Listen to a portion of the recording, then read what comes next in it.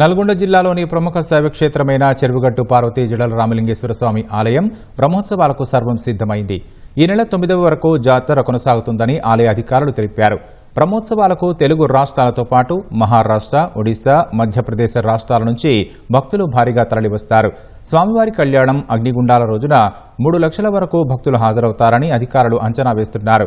వచ్చే భక్తులకు ఇబ్బందులు తలెత్తకుండా జిల్లా అధికార యంత్రాంగం అన్ని చర్యలు తీసుకుంది. భక్తులకు ఎండ తగలకుండా ఉండేందుకు ఆలయం చుట్టూ చలువ పందిళ్లను ఏర్పాటు చేశారు. భక్తుల భద్రత దృష్ట్యా ఆలయ ప్రాంగణంలో సీసీ కెమెరాలు, 2 ప్రత్యేక కంట్రోల్ రూమ్లను ఏర్పాటు చేశారు. చెరువుగట్టు బ్రహ్మోత్సవాలు ఫిబ్రవరి 2 నుంచి 9 వరకు జరుగుతున్నాయి.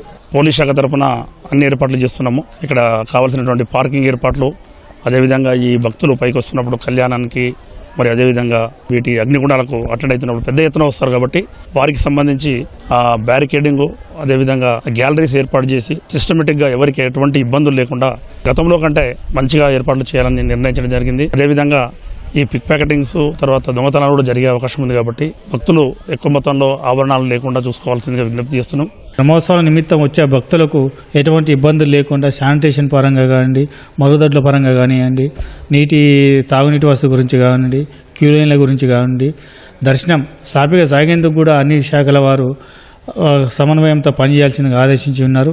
అందులో భాగంగా ప్రతిరోజు పోలీస్ డిపార్ట్మెంట్ వారితోటి, పంచాయతీరాజ్ వారి డిపార్ట్మెంట్ తోటి, RWS డిపార్ట్మెంట్తో కూడా మేము సమన్వయం చేసుకుంటూ విధులు నిర్వహిస్తున్నాం.